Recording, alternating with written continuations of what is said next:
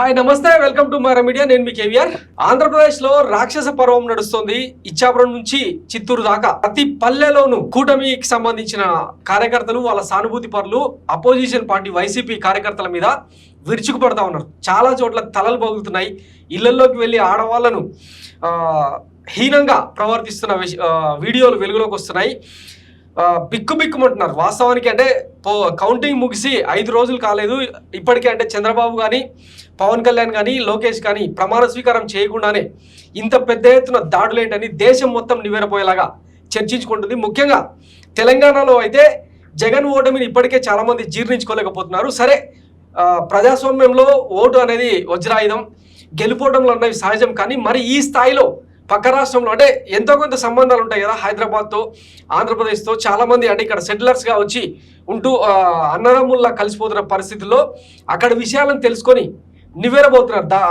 లక్కీగా తెలంగాణలో ఇట్లాంటి కుట్రపూరిత, కక్షపూరిత రాజకీయ వైరుధ్యాలు లేవు కాబట్టి బతికిపోయినామని చెప్పి స్థిమిత పడుతున్నారు తెలంగాణ ప్రజలు. వాస్తవానికి ఇదంతా అంటే ప్రజాస్వామ్యయుతంగా ఎన్నికైన ప్రభుత్వాలు ఏవి కూడా ఇట్లాంటి దాడులను హర్షించకూడదు. కానీ ఇక్కడ కూటమి నేతలు మాత్రం చేతులు ఎత్తేసి అంటే పోలీసులకు కూడా ఆదేశాలు ఇచ్చినట్టు కనిపిస్తుంది. పోలీసుల సమక్షంలోనే పెద్ద ఎత్తున దాడులు చోటు చేసుకుంటున్న వింత పరిస్థితి, మరీ విపత్కర పరిస్థితి ఆంధ్రప్రదేశ్లో చోటు చేసుకోవడం మరి అంటే దారుణం అనమాట. వాస్తవానికి అంటే అభివృద్ధి చెందుతున్న ఆంధ్రప్రదేశ్ కు, రాజధాని కూడా లేని ఆంధ్రప్రదేశ్ కు ఇప్పుడు చంద్రబాబు ముఖ్యమంత్రి అయిన తర్వాత ఎంతో కొంత ఆశ పెరిగింది. ఎందుకంటే రాజధాని లేని రాష్ట్రంగా ఇన్నాళ్ళు అనామకంగా ఉన్న ఆంధ్రప్రదేశ్ కు చంద్రబాబు ఎంతో కొంత డ్రైవ్ చేస్తారు. అభివృద్ధి కోణంలో కూడా సంక్షేమ పథకాలు ఆయన ఇచ్చినవి అమలు చేస్తారా చేయరన్నది పక్కన పెడితే అభివృద్ధి కోణంలో ఎంతో కొంత ముందుకెళ్లే అవకాశం ఉందని భావిస్తున్న తరుణంలో ఈ దాడులు ముఖ్యంగా పారిశ్రామికవేత్తలు తీవ్ర ఆందోళనకు గురి చేస్తున్నాయి. పెట్టుబడులు ఎట్లా పెట్టాలి, ఆ రాష్ట్రంకి వెళ్ళి ఎట్లా అంటే సర్వైవ్ కావాలన్న ఆందోళన కూడా పెద్ద ఎత్తున కనిపిస్తున్నట్టు తెలుస్తుంది.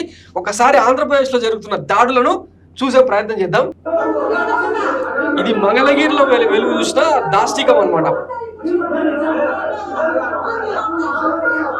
పాలేడి కృష్ణవేణి అని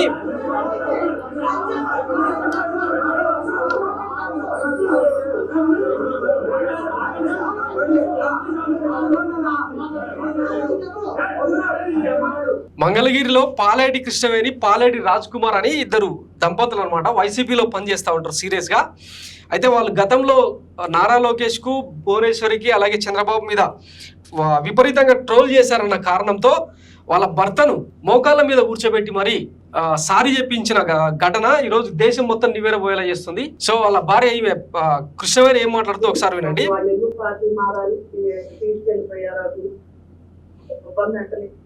ఎక్కడికి వెళ్ళాడో ఎక్కడ ఉన్నాడో కూడా తెలియదు. చందు దగ్గర పనిచేసే డ్రైవరు నరేంద్ర, జాని అని చెప్పి అక్కడ వడ్లపూడి వాడు, పల్లెలో పిల్లలు ముస్లింస్ 30 మంది దాకా వచ్చారు. ఎవరెవరు అసలు వాళ్ళ మొహాలు కూడా నాకు చాలా మొహాలు తెలియదు.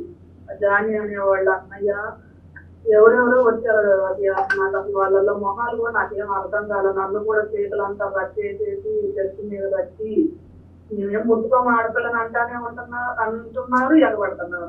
అట్లా చేసి ఒక్కడనే తీసుకెళ్లారు. అది ఎక్కడే తీసుకెళ్లారో తెలియదు. అప్పుడు ఏం జరుగుతుందో కూడా నాకు ఏం అర్థం కావట్లేదు. అది తల్లి వచ్చి నేను వచ్చాక మా పిల్లలు వచ్చారు. కంగారు కూడా వస్తున్నారు. రోజులు బయటికి తీసుకొస్తారా లేదా పక్కన తింటారని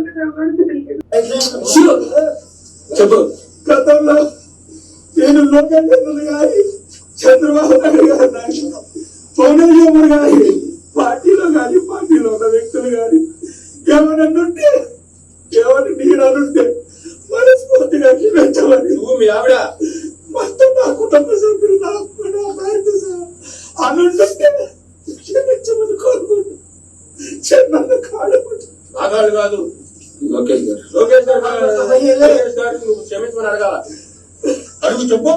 సో ఇంత విపరీత పరిస్థితులు రాజకీయాల్లో విమర్శలు, సద్విమర్శలు ఇవన్నీ కామన్ అని అంటుంటారు. ప్రజాస్వామ్యబద్ధంగా ఎన్నికైన ప్రభుత్వాలు, ఆ పార్టీ నేతలు ఎవరు కూడా ఇట్లాంటి దాడులను హర్షించకూడదు. కానీ ఏంది ఇగో ఇక్కడ చూడండి, దళితవాడల్లోకి వచ్చి ఎక్కడ అంటే పల్నాడు జిల్లా వినుకొండ నియోజకవర్గం శవాల్యాపురం మండలం వేల్పూర్ గ్రామంలో మాదిగలపై తెలుగుదేశం పార్టీకి చెందిన భూస్వాములు కత్తులు, ఇనుపరాడ్లు, గొడ్డళ్ళు, కర్రలతో పల్లెలపైకి వచ్చి సామూహిక దాడి.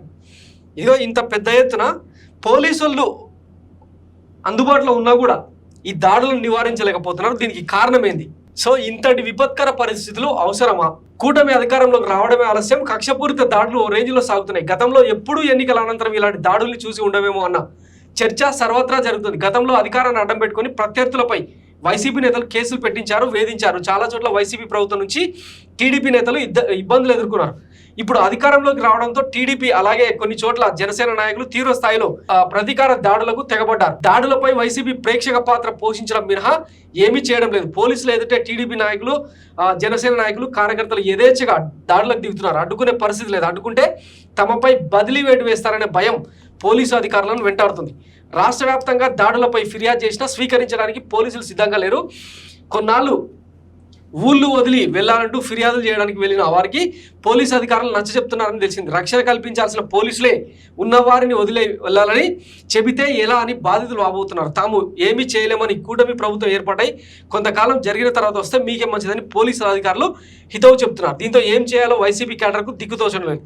గతంలో వైసీపీ చేసిన పాపాలు కొన్ని చోట్ల వారిని వెంటాడుతున్నాయి. మరికొన్ని ప్రాంతాల్లో మాత్రం అపరిమితమైన అధికారం వచ్చిందని వైసీపీని నామరూపాలు లేకుండా చేయడానికి ఇదే సరైన సమయం అనే ఉద్దేశంతో టీడీపీ జనసేన నేతలు అత్యుత్సాహం ప్రదర్శిస్తున్నారు. ఈ నెల 12న పూర్తి స్థాయిలో కూటమి అధికారం చేపట్టాక పరిస్థితులు ఎలా ఉంటాయో ఎవరి ఊహకు కూడా అందకుండా పోయిందన్నమాట. సో దయచేసి అంటే ఒక ప్రజాస్వామ్యయుతంగా ఎన్నికైన ప్రభుత్వం, ముఖ్యంగా చంద్రబాబు సారథ్యం వహిస్తున్న రాష్ట్రానికి మీరు దిక్సూచిగా, విజనరీ లీడర్గా ఈరోజు మిమ్మల్ని అంటే ఎవరు ఊహించినంత పెద్ద ఎత్తున ఓట్లేసి 164 సీట్లు ఇచ్చి మిమ్మల్ని గెలిపించిన తరుణంలో ఇట్లాంటి దాడులు కరెక్ట్ కాదు. దయచేసి మీరు జోక్యం చేసుకోవాలి. ఇవన్నీ అంటే ఈ కూటమి అధినేతలకు తెలియదని అంటే తెలుసు, కానీ ప్రమాణ స్వీకారం చేయలేదు కదా. అక్కడ ఒక లాజిక్ అప్లై చేస్తున్నారు వీళ్ళు.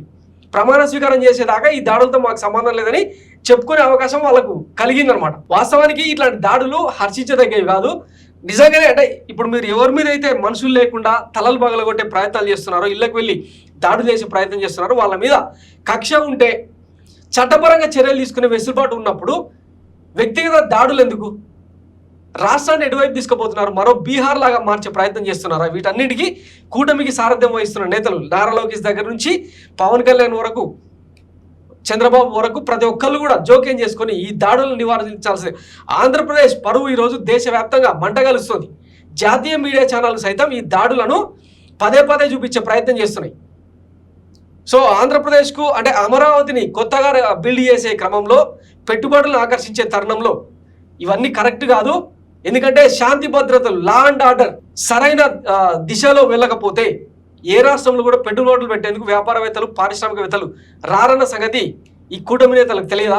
తెలిసినా ఎందుకు ఇట్లా ప్రోత్సహిస్తున్నారు? వీటన్నిటికీ సమాధానం చెప్పాల్సి ఉంది. దయచేసి అంటే కనీసం అంటే సాటి మనిషికి ఇవ్వాల్సిన గౌరవాన్ని, మర్యాదను, వాస్తవానికి అంటే వైసీపీ చేసిన పాపాలే అనుకుందాం. ఊరూరా ఇవన్నీ వెలుగు చూస్తున్న తరుణంలో 5 ఏళ్ల పాటు వాళ్ళు చేసిన అరాచకాలకు ఇవన్నీ మీరు కౌంటర్ అనుకోవచ్చు. కానీ సాటి మనిషిని హింసించి వాళ్ళను భూమి మీద లేకుండా చేయాలన్న ఈ ఆలోచన ఏదైతే ఉందో ఇది కరెక్ట్ కాదు. దానికి వేరే మార్గాలు ఉన్నాయి. చట్టరీత్యా చర్యలు తీసుకోవడం, కేసులు పెట్టడం, కోర్టులలో వారిని దోషులుగా నిలబెట్టడం, ఇట్లా చాలా ఆప్షన్స్ ఉన్న నేపథ్యంలో కొట్టడం, తిట్టడం ఏంటి? ఇది కరెక్ట్ కాదు. ఆఖరికి అంబేద్కర్ విగ్రహానికి కూడా అవమానాలు చేసేలాగా, మరి దళితులను కించపరిచేలాగా, అంటే వైసీపీకి ఓటేశారన్న ఒకే ఒక కారణంతో విజయవాడలో డాక్టర్ బాబాసాహెబ్ అంబేద్కర్కు చెప్పుల దండలు వేసి చాలా అంటే మాటల్లో చెప్పలేని విధంగా నోట్ రాసిపెట్టి వెళ్ళారు కొంతమంది దుండగులు. వీటన్నిటికీ అంటే ఈ దాడులను ఎటువైపు ఏమనుకోవాలి? రాష్ట్రాన్ని ఏ గతి వైపు తీసుకెళ్తున్నారు? సో కూటమి నేతలు ప్రమాణ స్వీకారం చేస్తున్న తరుణంలో, మరో 3 రోజుల్లో అధికారంలోకి రాబోతున్న తరుణంలో అధికారికంగా సో వీటిని ఖండించాల్సిన అవసరం ఎంతైనా ఉంది.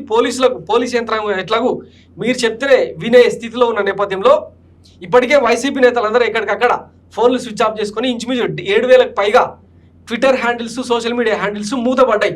ఎవరు కూడా స్పందించే పరిస్థితి లేదు. ఇట్లాంటి తరుణంలో సామాన్య ప్రజల మాన ప్రాణాలకు బాధ్యత ఎవరు వహించాలి? వాళ్ళకి రక్షణ ఎవరు కల్పించాలి? కొత్తగా ఏర్పడ్డ ప్రభుత్వాందే కదా బాధ్యత. సో దయచేసి ఆ కోణంలో చర్యలు తీసుకోవాల్సిందిగా విజ్ఞప్తి చేస్తూ thanks for watching my media. నేను మీ కేవీఆర్.